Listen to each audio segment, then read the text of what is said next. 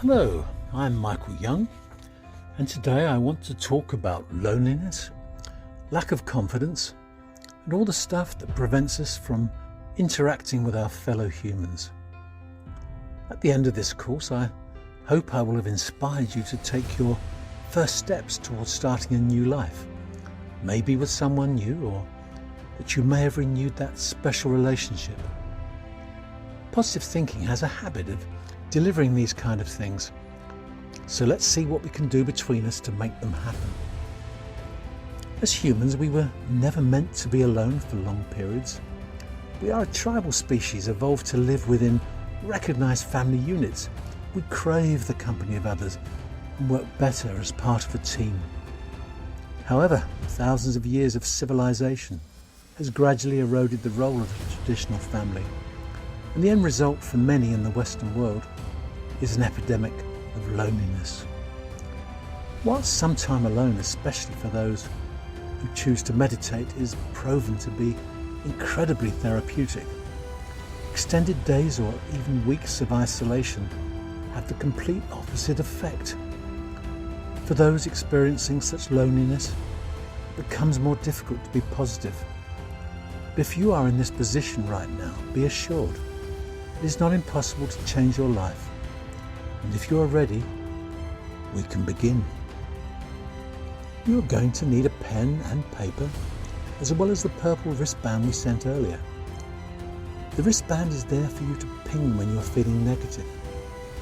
If you need to find these things, then please pause this video now. I will be here when you get back. Welcome back, and let's make a start. I guess you're taking this course because you are one of the millions of people worldwide who feel lonely right now. That was not always the case. This is a situation that has evolved over time due to circumstances and situations that have occurred in your life.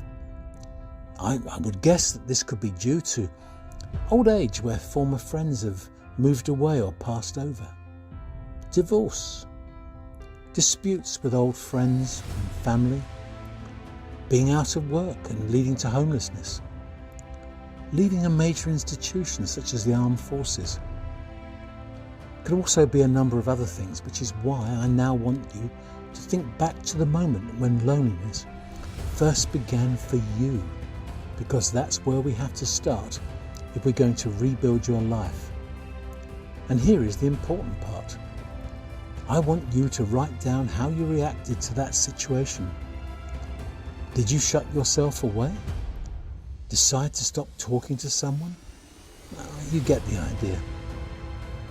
I would now like you to pause this video and think back to that moment. Take as long as you like, because I will still be here when you get back. So put those thoughts onto paper, and then we can discuss further. Okay, welcome back. And let's take a look at the moment when loneliness first began in a major way for you. Everyone is going to have a different moment, and it's important that you recognize yours. It may have been something traumatic, such as a bad divorce or the passing of a soulmate. But when your moment happened, you consciously or unconsciously took the decision to walk a different path, which has brought you to where you are now. So what are we going to do about it? Well, plenty is the right answer, if you are willing to leave your comfort zone.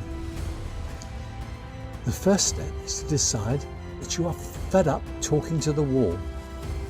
It will be difficult to start with because you are what you think, and enforced periods of isolation has allowed you to dwell in the past. Almost certainly you keep considering the good times you once had, mourning the passing of such events, and have subconsciously decided that you are unlikely to ever be happy again. And this is what we have to change. As the years pass, older people in particular become trapped in a downward spiral, making it even more difficult to interact with others. They gradually lose contact with people, and slowly they allow their lives to be taken over by the debilitating effect of loneliness. Okay, so far not so positive. So let's see what we're going to do to change things. This is the frightening bit because you've probably forgotten what to do. You might be painfully shy or lacking confidence. You certainly have no intention of using the internet to meet new people. Absolutely not. But if you're going to need courage, plenty of common sense, and if you really want to change your life, you also need the other key ingredient: action. First, decide that you really need to end the isolation you now feel. The solution will obviously be different for every person. It will range from wanting a bit of extra company from time to time for some, to a whole new lifestyle change for others. Only you will know what you need. And to help you focus, I want you to pause this video once again and write down the things that you want to happen to eliminate loneliness from your life. Write it down. Take time with this to specify the new life you wish to attract and the type of people you want to share it with. Make sure you add plenty of detail, action and common sense. This is your specification and you need to get it right. So make sure that you add plenty of happiness, joy and realistic goals. Just doing this will help to change your mindset. Now, you might well be saying at this point that you have been focusing on the same dream for months and nothing has happened. Just because you've written it down, what's the big difference? Good question and an easy answer. This is the bottom line. You have focused so hard on a solution to end your loneliness, and the universe has listened and assumed that is exactly what you want. More loneliness, and that is what it has delivered. So that is what we have to change. So pause this video now and write down that specification. Welcome back, and let's take a look at your specification. Are you sure you've included everything? If you have, then what you need is courage and action. No one has to be totally alone. There are thousands of groups, charities and clubs that would welcome someone like you. There are night schools and courses you can undertake. There are singles holidays. The list goes on. Get on the internet, look in the local paper and choose to start your new life. You also have to be ready to give the universe a helping hand to deliver your order. If you are taking action, you are speeding up the process. That's the real power of positive thinking. But of course, I forgot you are a little shy and lacking in confidence. So let's talk about this as well, because this is the whole new you we are talking about here. Lack of confidence may have haunted you all your life. Some call it shyness, but that does not go anywhere near to describing the fear that is gripping every fibre of your body right now as you enter a strange room and meet people you do not know for the first time. You have read all those self-help books. You have taken in all of the advice. You may even have tried, Lord help us, to imagine your fellow guests at a social event vulnerable and naked, and it's not helping. Why is it that everyone else seems so confident while you inwardly self-destruct? Well, I'm going to let you into a little secret. Everyone in that room right now is feeling just like you to a greater or lesser extent. It all depends, of course, on how long they have known their fellow guests, how old they are, whether it's a brand new environment. There are multiple permutations, of course, but you can be certain that they're all feeling a little unsure. But that does not help me, I hear you say.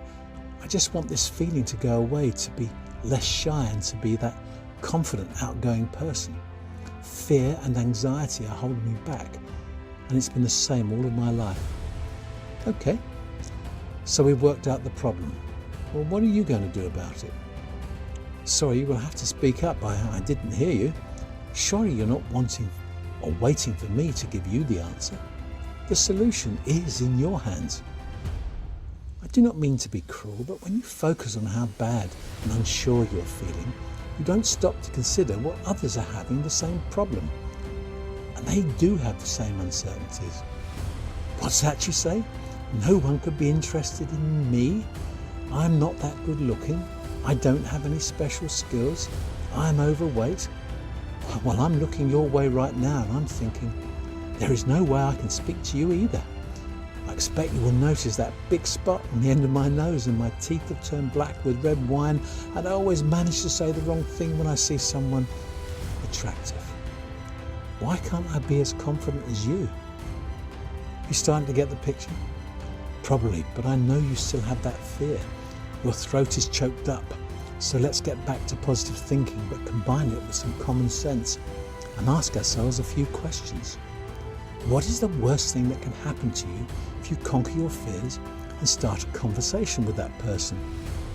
What's that you say then? The sky will fall in? Well, why didn't you say? Best to stand there like a wallflower then. Conquering that fear starts with a first step, and sometimes you will falter, and when you do, you will stand up, brush yourself down and take another step until that whole glorious new world opens up. You will never totally lose those fears and anxieties. It's called being human, but you will learn to control them. So let's find out first what your anxieties are about. I need you to create another list and write down what's worrying you and why. You must be honest with yourself, as we have to confront these things before moving on. So pause now, and we will talk again later. Okay, welcome back, and let's take a look at your list. Every list is going to be different. Yours will almost certainly contain things that make you feel uncertain. But when you've written them down, you can begin to get these anxieties into some kind of perspective. Your list will almost certainly contain some of the things we've already spoken about. And I now want you to write underneath that list in bold capitals that these things no longer have any place in your life. And it's not going to make them go away, at least not immediately, but you have made the first step.